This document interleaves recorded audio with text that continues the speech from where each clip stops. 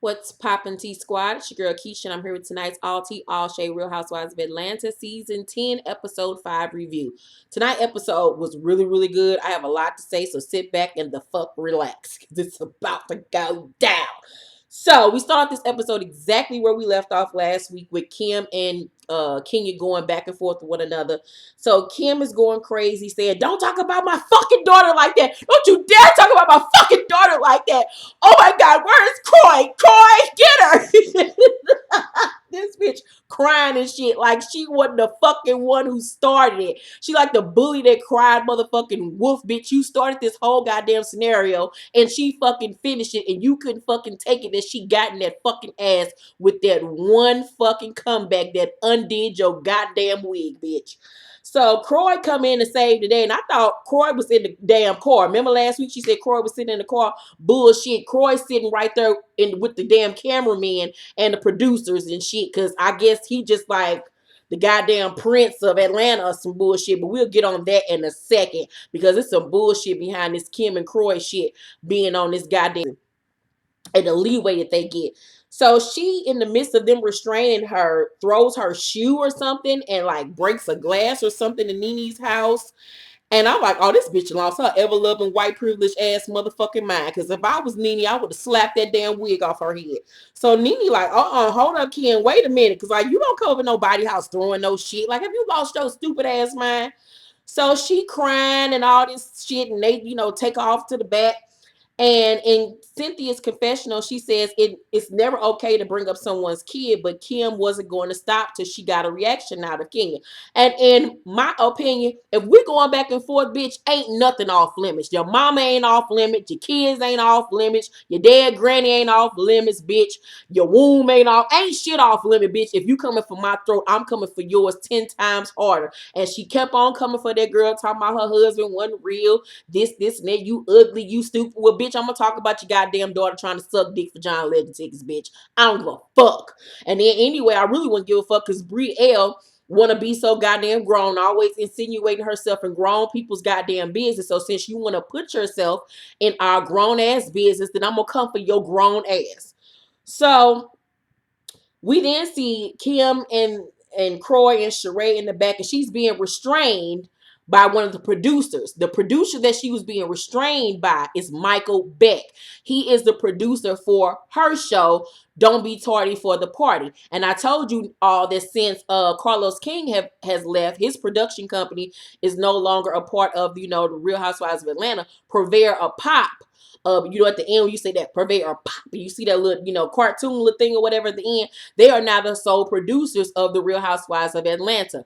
And so, like I told y'all last week, it's not a coincidence that the first 3 episodes were boring and lame as hell. And then on the 4th episode, when Kim debuts, that's when the ball gets to rolling, because the producers are putting their money behind Kim, because Kim and Michael Beck are BFFs.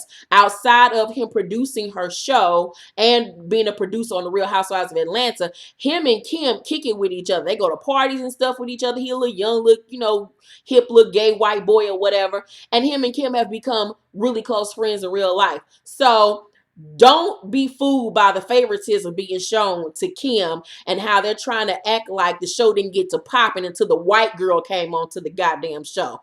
Bye for people. Not here for the antics. I want Carlos King to fuck back. I don't want no white people govern over an all black cast show and then trying to make the white girl the quote unquote star of the show. Bye for bitches. I see right through your bullshit.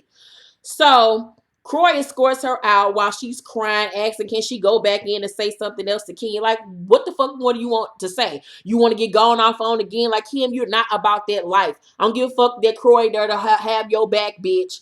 You're not about that life. You're not about to whoop nobody's ass. So sit down somewhere. So Nene feels Kim egged Kenya on in her confessional. And I think, they do the confessional stuff after the fact, after the season has wrapped or whatever. So Nene goes outside to check on on Kim. And in her confessional, she says, you can't talk about your child sucking dick, then get mad with somebody bringing it up. I mean, exactly. If you want to make jokes about your daughter sucking dick for damn concert tickets, then you can't get mad when somebody call you out on that shit. If anything, you should have laughed about the shit and not even let it phase you. But that one statement that Kenya made obviously triggered something in you because it's obviously true that you know your daughter a hoe. I mean, look who she was raised by. Her mama, the hoe of all hoes. Queen hoe, goddamn it, up in this bitch. So all the ladies come outside and Kim calls Kenya a stupid, ugly, fat bitch. Really? Ain't shit about Kenya fat. Ain't nothing about her ugly. In my mind, I felt like she wanted to say, you ugly ass black bitch. That's what I felt like she wanted to say. So, Nene and Shereé steady trying to get her to shut the hell up. Kenya says, but I'm the stupid bitch that just gathered you. So be gone. I was like, yes, Kenya bitch. Live. Yes. So, because she gathered that bitch, honey. Kim and Croy hillbilly ass and Shereé decide to leave. Portia's still at home trying to act like she don't give a fuck about not being invited to Nene's party while her and her sister playing dress up with they goddamn wigs and shit. And then it's a knock on the door, and lo and behold, it's Kim, Croy, and Shereé. And the producer said, go over to her house so you can spill the tea, bitch. So they sit down in Portia's living room and tell her what happened at the party. And Kim says she almost beat Kenya to a bloody pulp. Bye for Kim. Don't nobody believe you. Girl, sit down somewhere. So back at Nene's house, all the ladies are sitting down. They discuss what happened because Nene's trying to figure out who's in the wrong. Now, mind you, I told you in her confessional, she was saying that she felt like Kim egged Kenya on. But while it was happening, she was acting clueless of who was wrong and who was right in the situation. And I feel like this is what these girls do when they're on these shows. They have alliances with other girls, or they try to stay neutral so they can figure out who they're going to have on their side while filming, because this is in the beginning of the season. So I felt like Nene knew what the fuck happened. She knew that Kim was in the wrong, but she didn't know exactly where her and Kenya were going to fall with one another during filming. Because as you can see, during filming, she's coming for Kenya and saying all this stuff about how Cynthia is, all up Kenya's ass and this, and that. I think she was trying to stay neutral during filming because she thought that her and Kim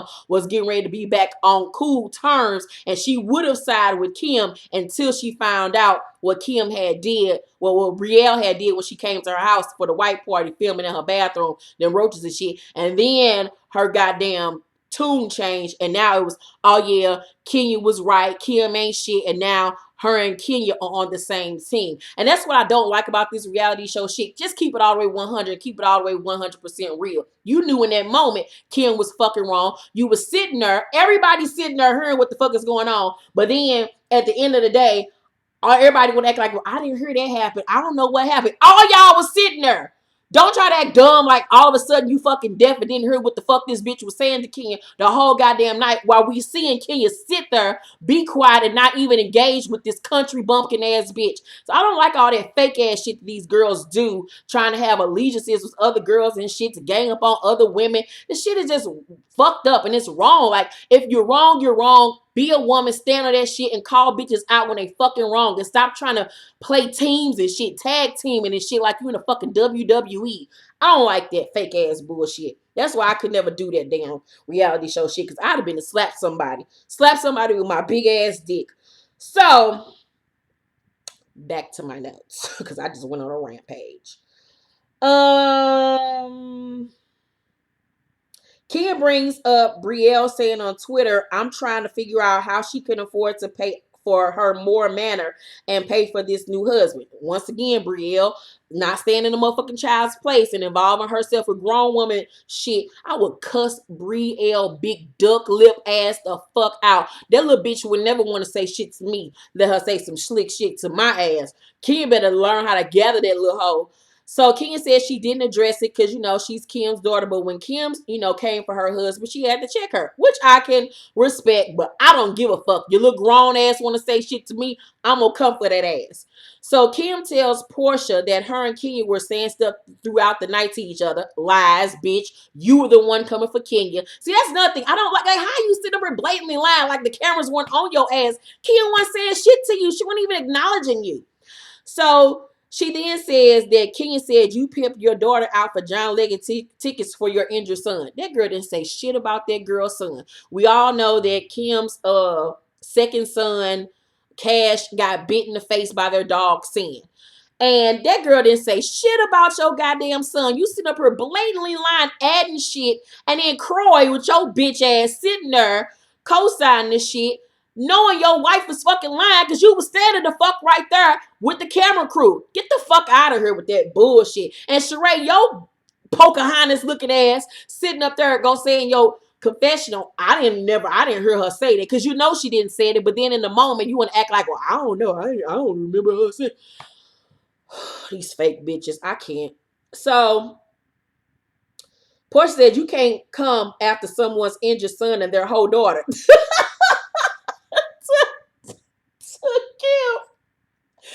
Everybody in the room is quiet because they like, did she just call Kim daughter a hoe? Yes, she did. And y'all didn't even peep that shit.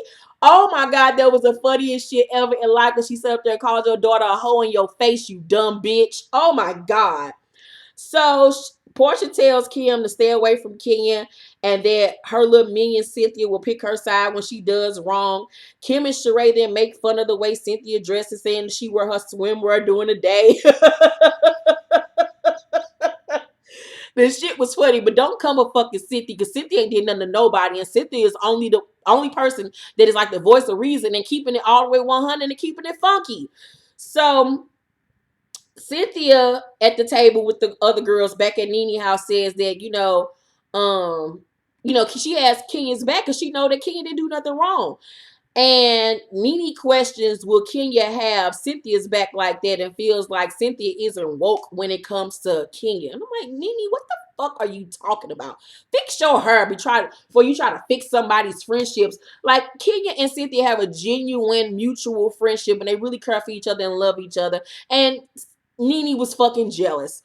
Cause that girl, get the fuck out of her. Like, Nene gets on my nerves sometimes, and she really irks me. Her hair irks me, and her face irks me, and that gonzo nose irks me. So, I'm just sitting up there wondering, like, how is Cynthia the only one that saw what the fuck happened during that whole fucking fiasco, but Shereé and Nene want to act like, I don't know what happened. Who said what to who? Who started? Y'all was sitting there laughing the whole time. The fuck out of here with you old bitches. So Candy's at the studio with Don Juan and Ace. She feels guilty for not, being there for Ace as she should be because, she's really busy working. She tells Don Juan that Shereé is on her way there to tell her something. And Don Juan says, well, make sure you get another opinion because she don't be telling the truth. And I was like, you better tell the truth and shame the devil because Shereé will add a whole motherfucking mountain to a molehill and add some shit that wasn't even there while she's sitting up here being what's she supposed to be? What's her little signature? I forgot what the fuck the bone carrier. Yeah, the bone carrier. So Shereé shows up looking really cute though with her little braids. Her braids was sickening, bitch. Them braids was giving me life. Like, I want my hair like that. Don Juan tells her what he said about her, and Shereé like, don't cover me. Like, I always tell the truth. Lying. So she tells them what happened at the party, but adds the whole injured son thing in her. Now I'm like, see how the game of telephone goes? That girl didn't even say nothing about her goddamn injured son. Kim says, and now Shereé sitting up here repeating it like it was actually a thing. But then she goes and says, oh, well, I didn't hear her say it. Well, why the fuck are you repeating it then? See? So Shereé invites Candy and the girls on a trip to San Francisco. She's supposed to be working on herself.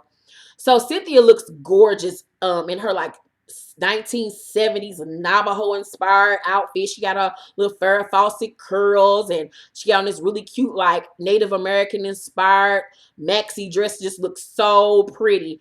And her and Noelle go, cupcake designing.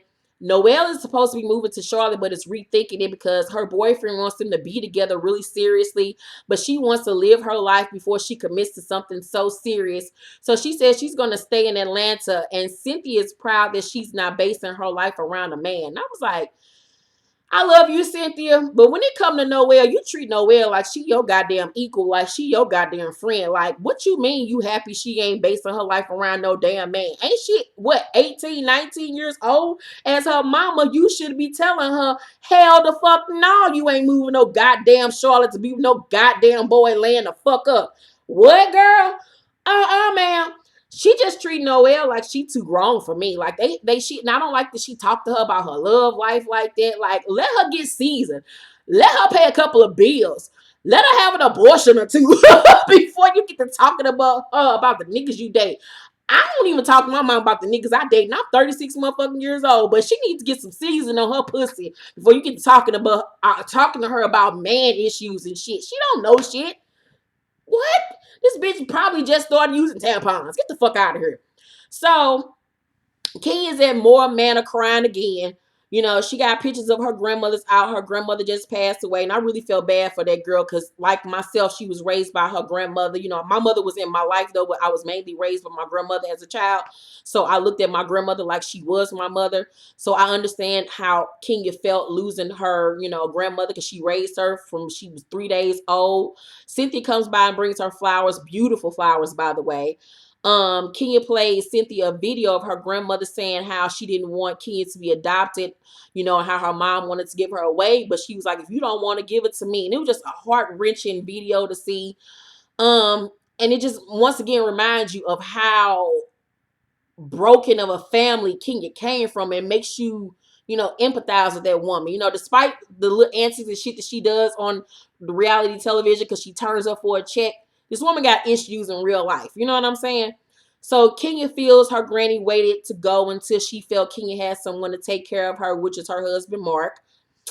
I hope that's true. So Will fine ass, honey. Cynthia new boo thing FaceTimes her and asks her to go out on another date with him on this boat and shit. He says, honey, there is more dates to come. And my nipples got hard because Will is fine as fuck, honey.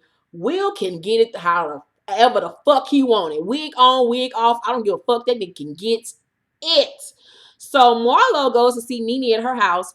They're in Nene's fabulous closet. I love Nene closet. Everything was color coordinated, shoes and stuff together. Just loved it. My dream closet. So she invites Marlo on the trip to San Francisco, but says that they're going to surprise the girls with her coming. I was like, here you go with that bullshit. So Nene tells her that Cynthia is super supportive of Kenya and speaks for her like her mouthpiece. And Marlo like, girl, you jealous? Because Marlo see through the bullshit. And she says, no, I'm not jealous, but I'm just finding it weird. And I was like, find what weird? That she's being a friend? Something that you hoes don't know what the true meaning is because y'all are only friends for a paycheck? So once they get to San Francisco, they're on a party bus. All the girls are there except for Kim because she said she didn't want to come because she didn't want to be around Ken. No, bitch, you don't want to be around none of these black ass hoes because you're only on there for a fucking check. So they talk about the last time they had sex, and Portia said it's been 5 months. And everybody looking at her like, bitch, you mean 5 minutes? Because don't nobody believe that Portia thought ass and had her legs closed for 5 months. Girl, bye. So Shereé says it was last year, the last time she had some dick. And then he was like, okay, I peep game. You love somebody, bitch. Who you love? Who do you love? Are you for sure? So Kenya says you love somebody you're sexually attracted to, but you're not having sex with them right now. Are they incarcerated? And she was like, bloop, bitch, that's it. So she says his name is Tyrone. And Nene like, Tyrone, bitch? You and Tyrone? And then they flash back to years ago when Nene and Shereé had the epic argument about go get your teeth fixed and shit. And I got Trump checks. And they was arguing about some shit that some nigga named Tyrone told Shereé. And that's the nigga that I've been telling y'all about that she been dating that's in fucking jail. That's a scam artist and a drug dealer and all type of shit. So she says she really liking this nigga, and I was like, I guess, girl. But Shereé looked like she fucked with dope dealing ass niggas. That's what she looked like. She looked like she still is a drug mule her damn self. So they arrive at the hotel, really nice hotel. Nene goes to Marlo's room, and mama, bitch, I live for Marlo, motherfucking Hampton, bitch. Marlo got on this badass motherfucking silk and lace slip dress with the matching robe. Then she put on her cat ears with the lace overlay over her eyes with her, tousled beachy waves, bob. Bitch gives you nothing but fashion, and I live. Like, if you're gonna be on a reality show, I always tell you girls to dress to motherfucking impress, and Marlo's always gives us fashion. So the ladies head to a private dinner on the rooftop. Gorgeous setting, flowers on the table, pretty beautiful white flowers. It was just gorgeous. So Nene and Marlo arrived together to everyone's surprise. Shereé brings up, Shereé got to get it started. She brings up Portia not being invited to Nene's party and says that what they were fighting about is silly. Nene says the last time she saw Portia, she said the door was closed. So Portia wants to know why Nene is angry with her, playing the innocent victim like she ain't the one that started all this bullshit with her and Nene. Nene says Portia is upset with her. The topic of Nene trying to get her fired then comes up, and Nene says Portia took food off Phaedra's plate because she's the only one not there. And I was like, girl, that's some shade. So Portia says she ain't got nothing to do with that and that they're all responsible for their own actions. I love how she's still not acting like she went in on this shit and like she didn't know what she was saying and doing was wrong. Okay, Portia. So Nene head is bobbing back and forth that they arguing. Her little top knot come down. The top knot was already atrocious because she was doing it with her wig and there wasn't enough hair for it. It just looks stupid. I hate Nene's lace front. It looks terrible. So Nene says she was there for her when she fought King and helped her to secure her spot on the show. Because, you know, she was supposed to get fired because you're not supposed to put your hands on nobody. And I guess Nene, you know, gave a good word to Annie and them to keep her on the show. While they're arguing, Marlo starts to fix Nene's bun. I was like, Marlo, bitch, you a good friend. So Nene brings up Portia talking shit about her on Dish Nation, and Portia act like she don't know what the fuck she's talking about. But the producer shady ass go back and show clips of her talking about Nene on the show, and that's how this whole thing started. So Kenya says when they first got to know Portia, Nene was the one to have her back, and she really honestly did. Nene yells and says she never called and tried to get Portia fired, and she was the only bitch that had her back. And I was like, well, Nene, nobody ever said that you called to try to get her fired, but you did suggest on Watch What Happens Live that the girl be fired along with Phaedra. Stop it with the bullshit. So Candy says, I also did have her back, but whatever. So Nene says, you deserve to have some kind of discipline after what you did to Candy. And Portia say, now you fighting Candy's battles? And then they say, fuck you. No, fuck you. Fuck you. And then they going back and forth saying, fuck you. And the episode goes off. Child, I got my whole entire life with this episode. I give it an A motherfucking plus, bitch. It was great from start to finish, honey. It was just so much goddamn back and forth bullshit. It was like watching a game of tennis, honey. I got my life, though. My edges is full, honey. Yes. What y'all think of tonight's episode? What do you think about the fight with Kim and Kenya? What do you think about Nene trying to shade Cynthia and Kenya's friendship? What do you think about the argument between Nene and Portia? It was just so much. Jesus Christ. If you did not, or if you weren't able to watch my Spill the Tea from yesterday, it is up right now. It was so funny. Go watch it now. And I will see you all tomorrow for my Love and Hip Hop New York review. Also, Wednesday, we have 2 episodes of Black Ink Crew Chicago season finale, and the season premiere of Black Ink Crew New York. I will be reviewing both. Love you guys so very much. Talk to me down below in the comments section. And if you have a question for Since You Asked, please email me and Monique at since-you-asked1@gmail.com. We'll be filming very soon. So get in your questions now. And also my latest novel, Postcards from the Edge, is on sale right now at Amazon.com. The links is down below. It is a sequel to my hit novel, Cranes in the Sky. Yeah, make sure to thumbs up this video and subscribe to my channel if you have not. Don't be no fool. Don't let the devil use you. Love y'all so much. See you tomorrow. Bye.